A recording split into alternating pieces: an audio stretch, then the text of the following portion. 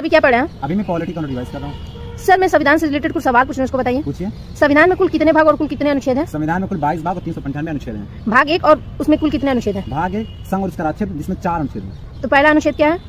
India अर्थात भारत राज्यों का संघ होगा। दूसरा अनुच्छेद? नए राज्यों का प्रवेश स्थापना। तीसरा अनुच्छेद? नए राज्यों का निर्माण तथा वर्तमान राज्यों के क्षेत्रों, सीमाओं या नामों में परिवर्तन। अनुच्छेद चौथा? राज्यों के पुनर्गठन संबंधी विधेयक को संसद साधारण बहुमत से पारित कर सकती है, इसलिए संविधान में संशोधन करने की कोई जरूरत नहीं। सर भाग 2 क्या और उसमें कुल कितने अनुच्छेद भाग 2 हैं? नागरिकता और इसमें कुल 7 अनुच्छेद जो 5 से लेकर के 11 तक हैं।